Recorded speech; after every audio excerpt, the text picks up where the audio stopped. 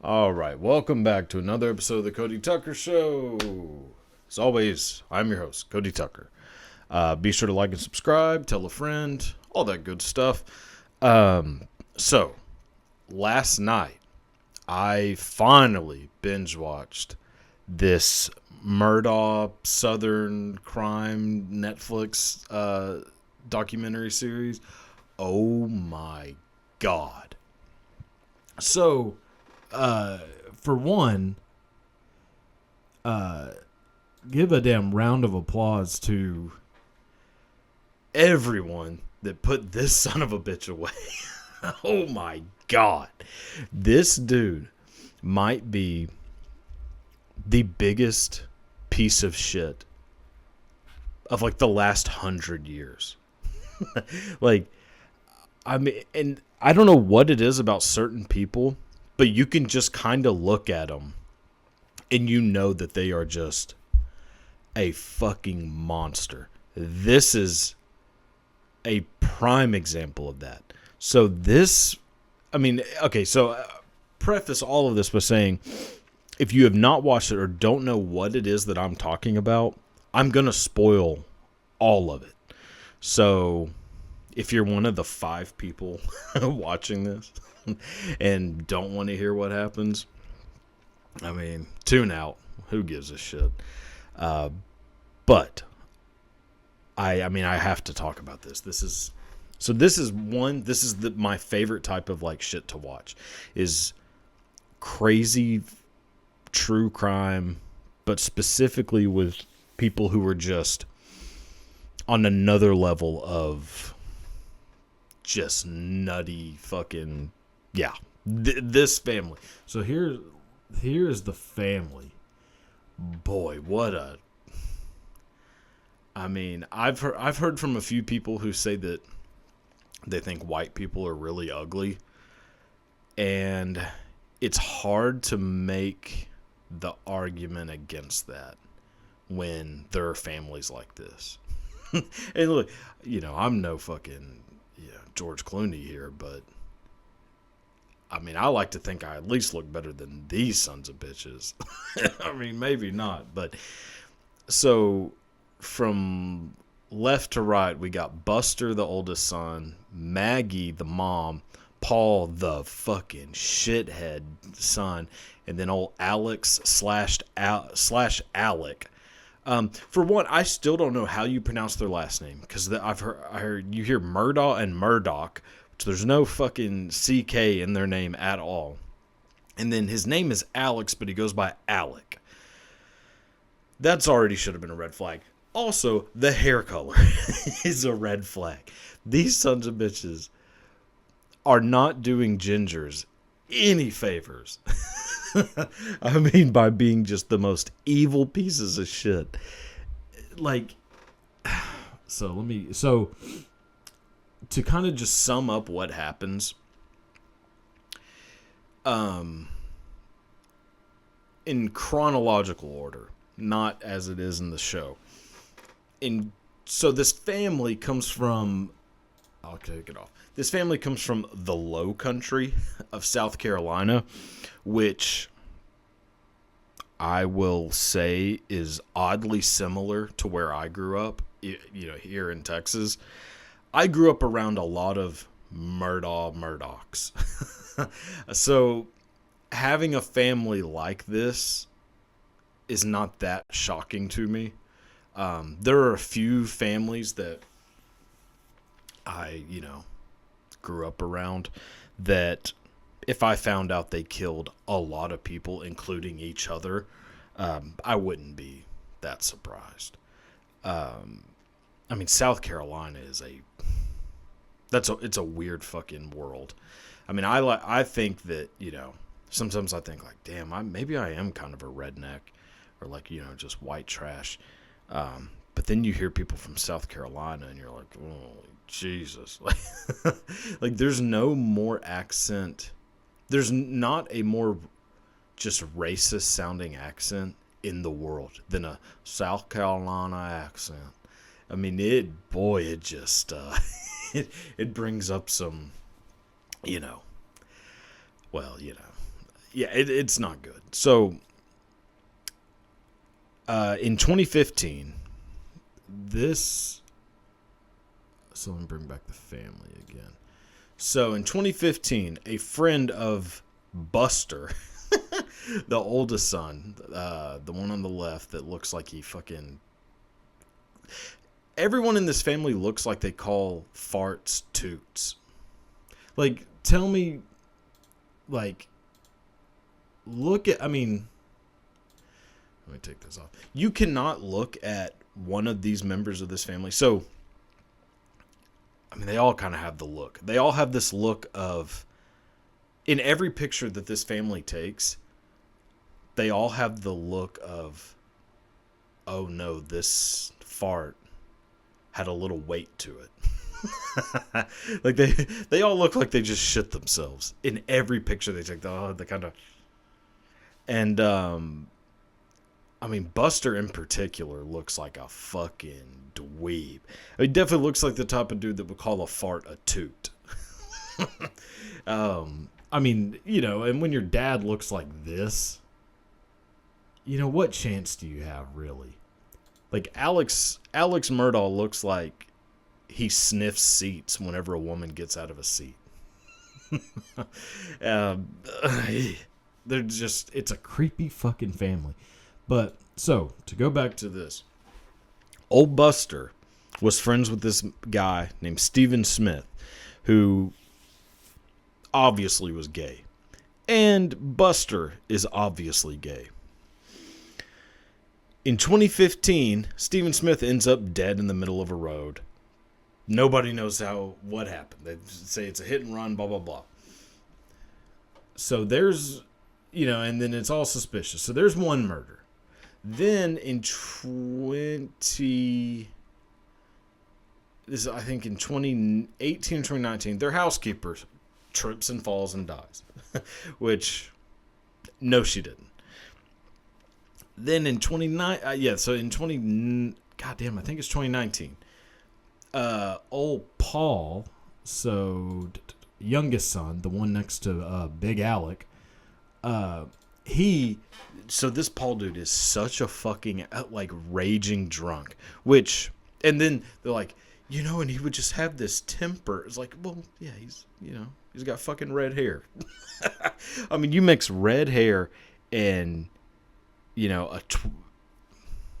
if you give any 18-year-old redhead about 6 Michelobes, I mean, they're going to turn into the goddamn devil.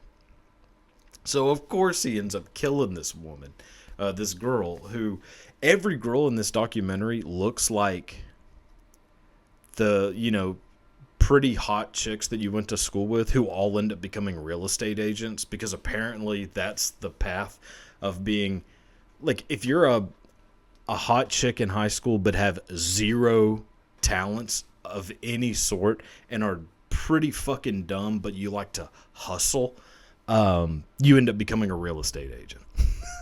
And every fucking girl in this documentary looks like the type that just you would see a fucking, you know, business card, you know, with them in a blazer or like a little, like, Hillary Clinton fucking power suit, trying to sell you, you know, a country villa. So there's that.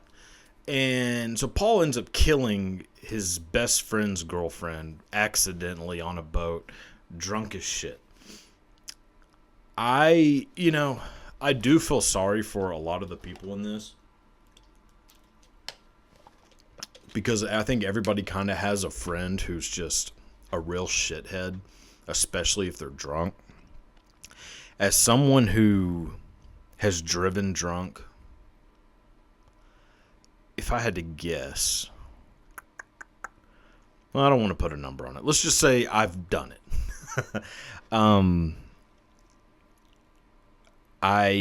It would be sort of hypocritical for me to shit on old Paul too much, except for the fact that I've never done it in a goddamn boat at 1 a.m. and just fucking gun that shit into a bridge. Now, maybe it is hypocritical of me to shit on this dude, but fuck him. This guy is such... Let me pull the whole family up again. Paul, right there, the little just weasel son of a bitch. Oh my God. But, just don't let the fucking dude drive. And they're all like, you can't tell Paul no. Yeah, you can. He's a fucking kid. You could tell him no. You could be like, hey, bitch, I'll drive the damn boat. Or don't get in the boat. Easy enough. When someone's hammered drunk, don't get in there with them. Like, I've never understood this shit of like, well, I guess we'll just get in. It's not that big of a deal. Stupid. So fucking dumb. Have I done it before? Yeah.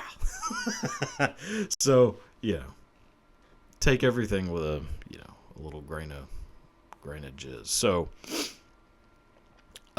fuck Paul. He's a douche. Then, of course, because this family is massively powerful in the, South Carolina low country, nothing happens. I mean, this motherfucker is going to get off scot-free, except that old Papa Alec, God. I mean, just, anytime do you ever look at someone and it just makes you uncomfortable that they exist because of how fucking ugly they are? I'm not oblivious to the fact that I might be that example to some people. But they're, everybody's got theirs. That guy is one of those to me that every time I saw his face in this documentary, I thought, God, I wish he didn't exist. Like, it makes me sick to, like, look at it. Man, that is not coming out good at all, but whatever. It's the truth. So, dude's a piece of shit, but he's like a powerful lawyer or whatever. His life starts falling to shit, so he ends up deciding to kill his wife and his youngest son. So you got Alex. So basically all that's left is this little piece of shit. Which, I'll say this, out of the whole documentary, this is the motherfucker that everybody should have been paying attention to. Like, Paul is obviously a piece of shit.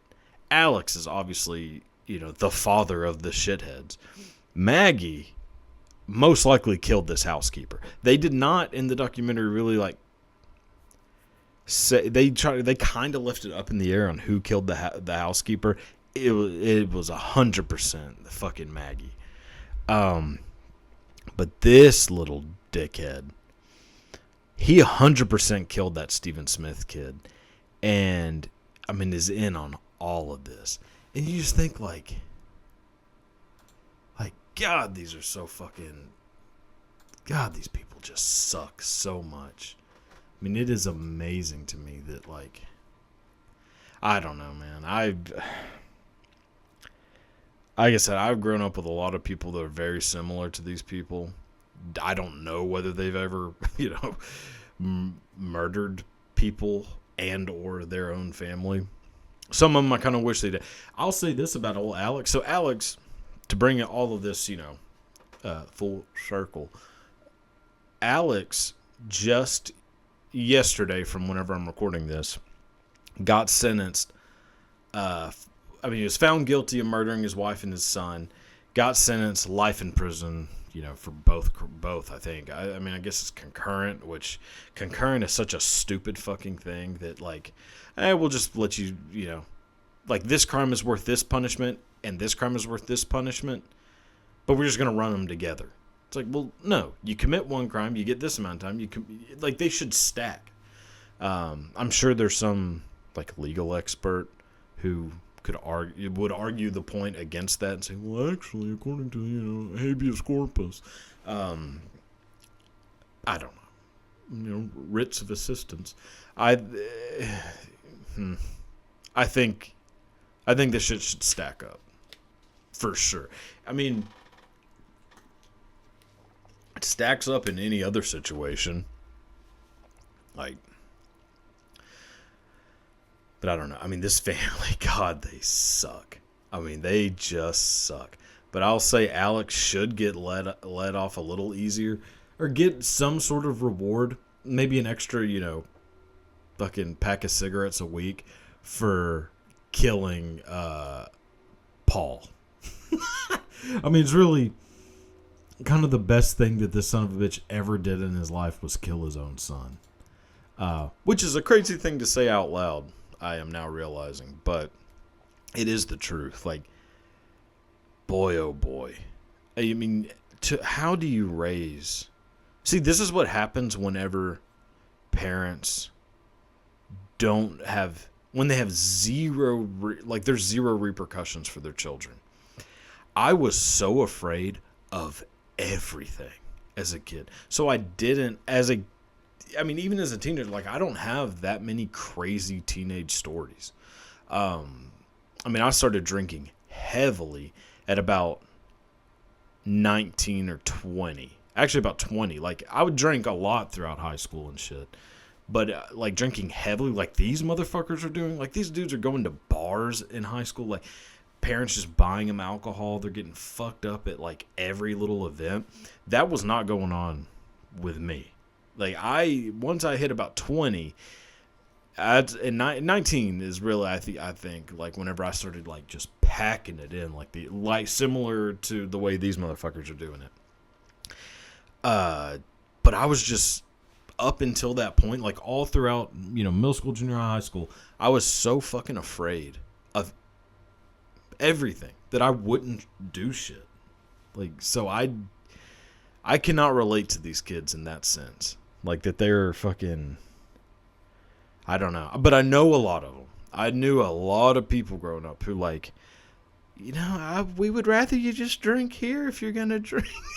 It's like, oh, fucking mom of the year. But yeah. But this is what happens. This is what happens when you just leave dumbass kids, especially ones with red hair and freckles, when you leave them completely unadulterated. So let that be a warning.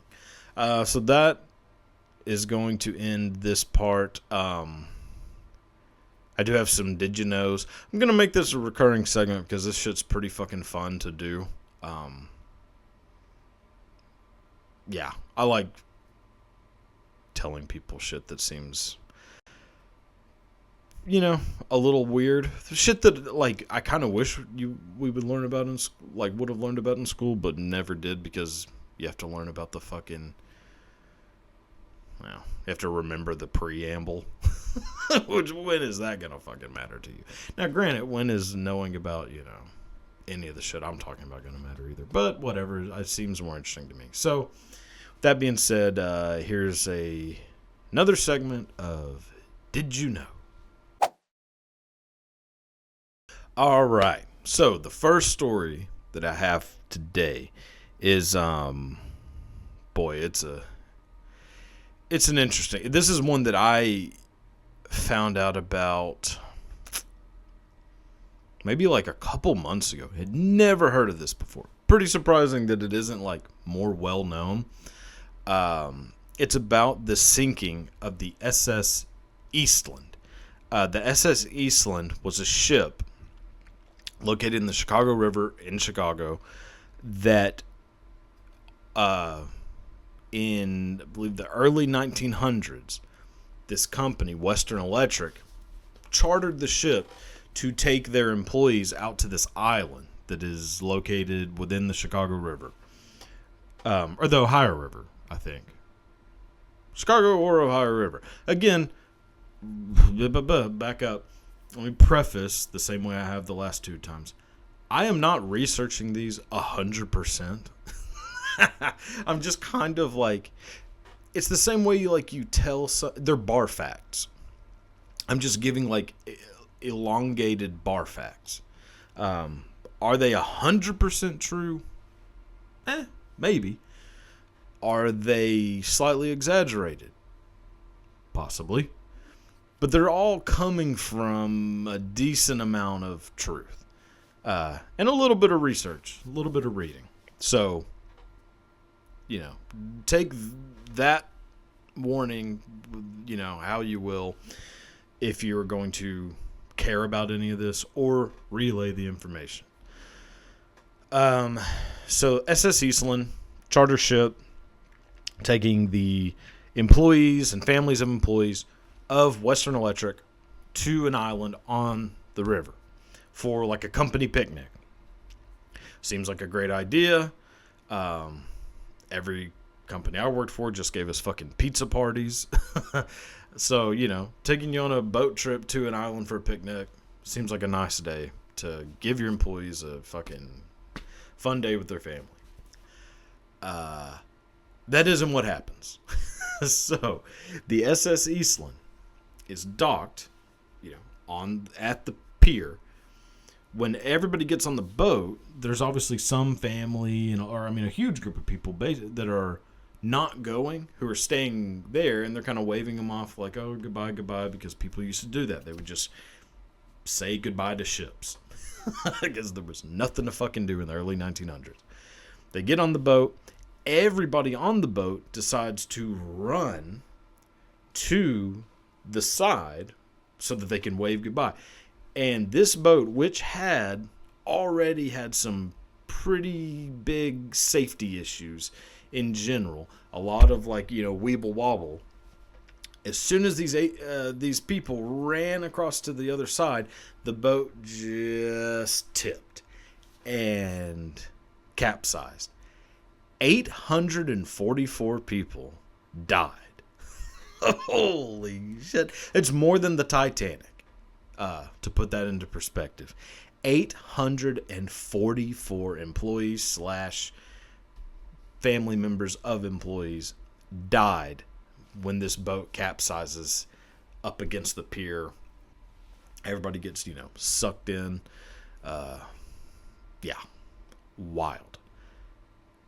To bring it into like a little bit of a modern sense, or, modern understanding, the bodies, people are just going down there just scooping up bodies. 844 of them. Scooping them up for fucking weeks. And there's a lot of people who weren't there, who knew that their relative or relatives were on this boat. So they don't know 100% sure whether they died or whether people are going to find their bodies. And it's so many fucking people, they don't even know what to do with them. So they start shipping, basically driving the bodies up, down the street and putting them in this warehouse so that family members can come and, basically identify bodies. Go, oh, there's, fucking Reginald. He looks a little bit more swollen since the last time I saw him, but that's him. Oh, damn. And they just go and start identifying these bodies. And so all that happens. That's the end of the story until about 70 years later, I believe. This warehouse gets converted into a studio.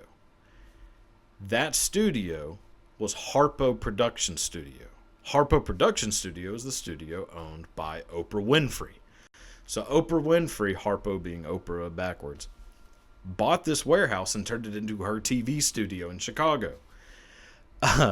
And a ton of people who have worked for Oprah at her show have claimed that they have seen ghosts fucking everywhere throughout that studio.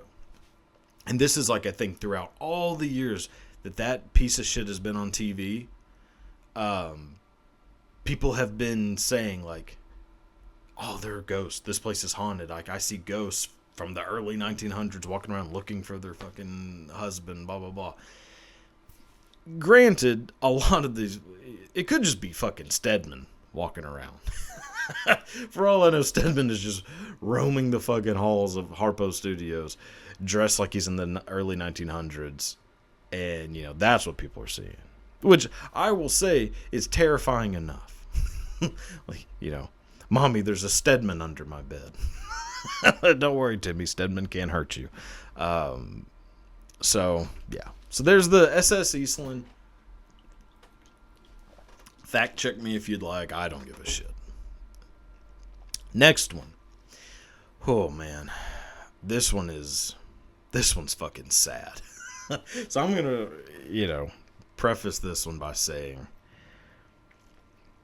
this is not going to be a fun one to hear about, but it is very interesting and very kind of makes you put certain things into perspective in a way that you probably wouldn't have before if you don't already know about it. So this is the story of a man named Ota Benga. Ota Benga was a Congolese person from this tribe within the Congo who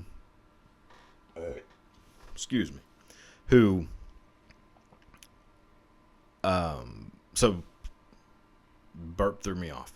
Ota Benga is Congolese living in the Congo.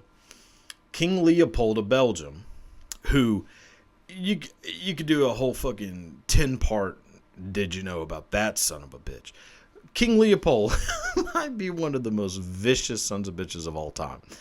King Leopold of Belgium used to, so basically he during what's called the Great Scramble for Africa, where all these European countries just in the late 1800s, early 1900s, just out of nowhere fucking invaded Africa and just started claiming land throughout Africa. Africa didn't have these like divisions, like countries basically. Everything was more like based on clan / tribe / kingdom, whatever it may be. Like you may have like Sulu in South Africa, like in the Congolese is really a shitload of different tribes that were made up. And then there's like the kingdoms, like, Kush, Egypt, all these things. But Europe comes in and just fucking wrecks it. And now you have like, Chad. and countries that did not exist. And two Africans, even when the countries were being made, still didn't exist. Because like, I don't live in fucking Chad. Like I'm a, Maasai. So King Leopold, he is the king of Belgium. Belgium takes over the Congo. They are basically just mining rubber. We're not mining rubber. Getting rubber from rubber trees. This kind of has nothing to do with Ota Benga, but it's just fucking nuts. And it just shows how evil Europeans are. And people think America is like evil, which granted, we've done some bad shit. Belgium gets a fucking pass. Nobody shits on Belgium, ever. It's always America, Germany, Russia.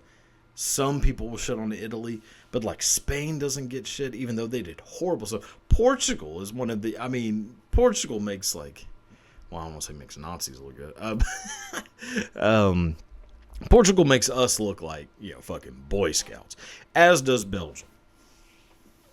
One of the things that happens is that these Belgian, like actual, Belgians who go to the Congo to kind of like help run these like rubber, production, they aren't getting hardly any food sent with them. So they're like, fuck this, we're just going to start hunting food.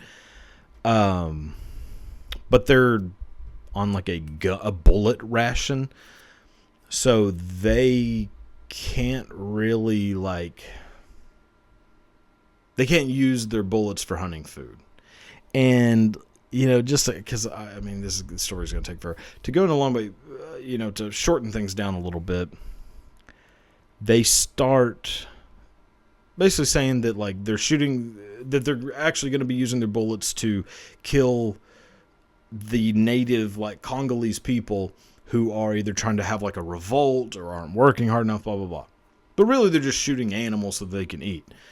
So the King Leopold says, well, if that's true, then you need to, for every bullet fired, there needs to be a human arm to account for that bullet. So we know that you did, in fact, use this bullet to kill a person who was trying to attack you, do a revolt, one of those things.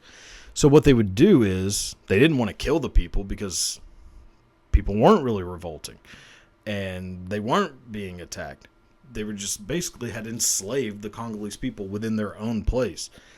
So the Belgians just started lining up Congolese people and cutting off one arm so they could still work with the other one, and sending those back to Leopold. So Leopold's got, I mean, I don't want to make up the number, but I'm going to. I think it's like 80,000 or 100,000. I mean, it is. It's like way over it's in the six figures of how many human arms got fucking accounted for. So, Belgium, monsters. One of the things that happens is there's this guy, let me find his name, Samuel Phillips Werner. Samuel Phillips Werner, I believe, is actually American, but he is a Christian missionary who goes to the Congo, and this is all during the same time, so he starts to kind of like to try to interact with like the Congolese and teach them the good word.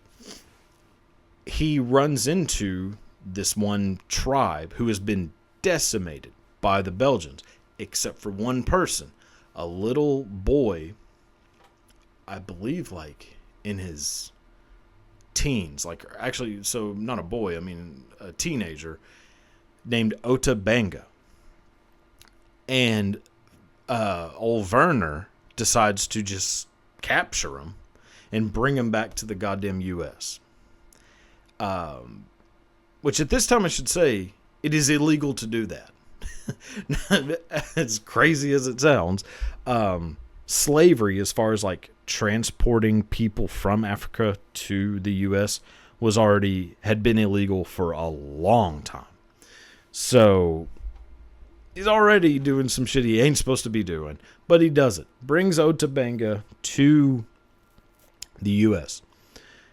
and immediately starts basically using him for money, and he puts him into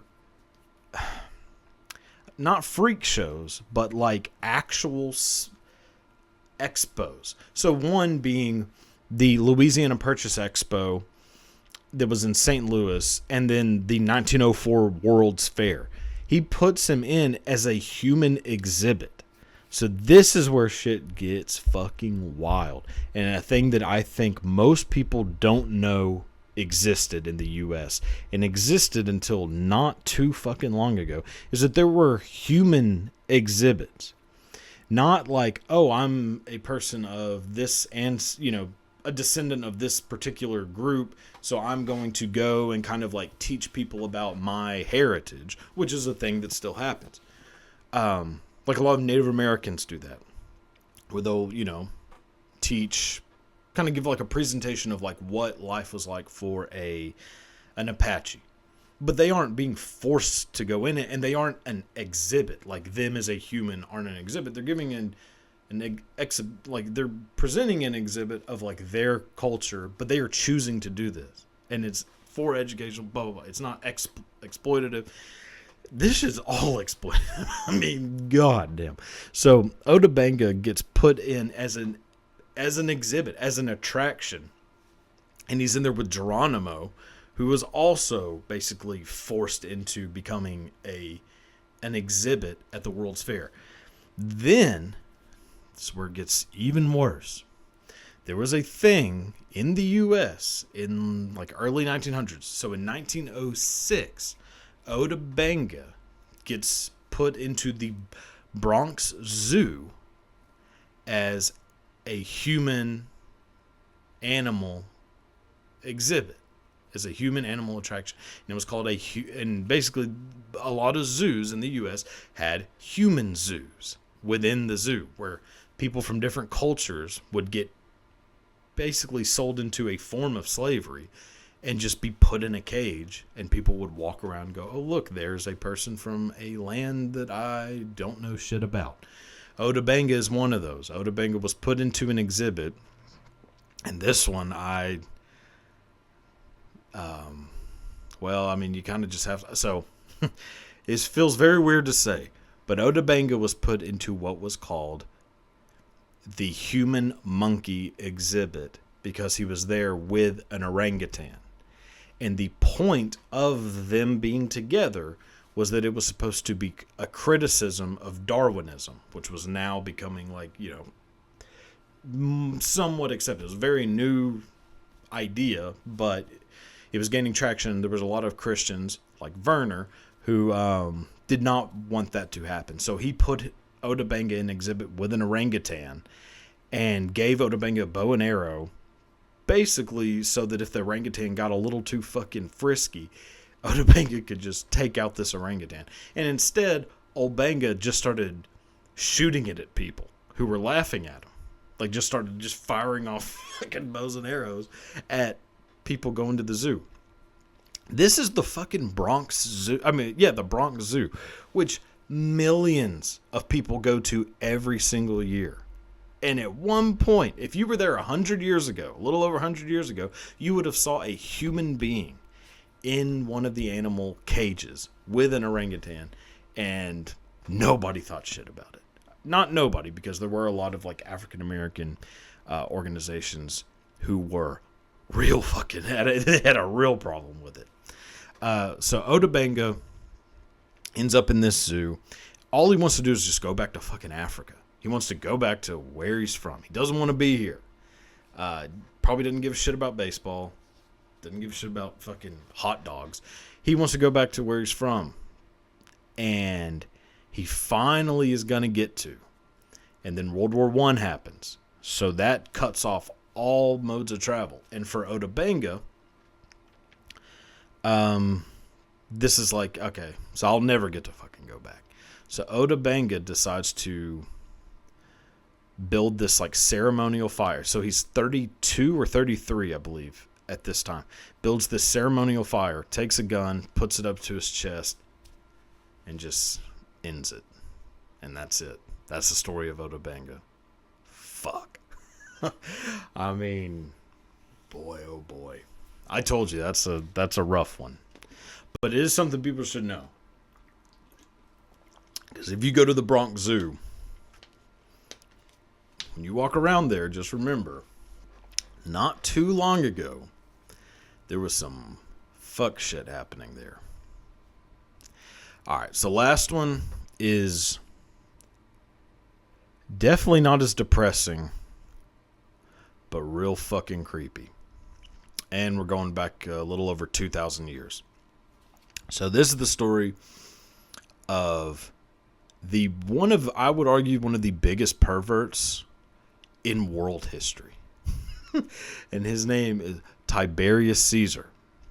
Tiberius Caesar was obviously Roman emperor. I believe the third emperor of Rome. And by all accounts, just a shit emperor. Apparently great as far as military and being like a general goes, but as far as being a politician and like a leader of government, just a fucking monster. People hated him. And because people hated him, they were always trying to kill him or conspire to overthrow him. So he just went on a fucking poisoning rampage and just started knocking motherfuckers out left and right, including the father of, or is it the father or the, yes, including the father of Caligula, who ends up becoming emperor and arguably an even fucking crazier emperor. So Tiberius is like, man, fuck Rome. These sons of bitches are trying to kill me. All I wanted to do is just hang out and fucking eat grapes, or whatever the hell Romans did. So he's like, I got a fucking vacation home on the Isle of Capri. I'm just gonna go hang out at that motherfucker. It's basically like his Camp David. So this son of a bitch pulls a George W. Bush and goes, hangs out there the basically entire time he's emperor. Like, from when shit starts to hit the fan, he's like, fuck all of y'all, I'm out of here. Goes to his vacation home. This is where this fucking vacation home, Jesus. I mean, it makes, Jeffrey Epstein's island look like a fucking, nunnery. Is that where nuns live? A nunnery? Or an abbot? Isn't it called an monastery? So, back up.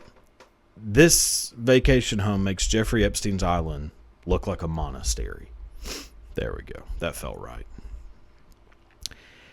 In Tiberius Caesar's home, the entire walls are painted with just straight sex. Just people fucking, covering the entire walls of the entire house. Which already fucking awesome. Like, that's what you see when you walk into the foyer, is somebody just getting fucking pounded. A little weird, but not too bad. But it gets a little worse. So Tiberius has this giant fucking hot tub, basically. Like a primitive version, like ancient Roman version of a hot tub. His house is also filled with very young boys who he called, his words, not mine, his little tight asses. Woo! So you could kind of imagine what they were used for and why these little boys were at this island. He used to play a game with these underage boys where he would be in his hot tub naked and they would swim around by him and, according to him, nibble on his nutsack like little minnows. Oh, God damn. That's what, so he called them like his little fishes, and they would play like the little fish game. You know, somewhere in Manhattan, Anderson Cooper is using that fucking Vanderbilt money to do the same thing right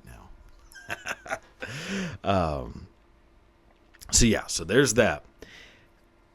Where it gets a little more dark is that he also just brutally,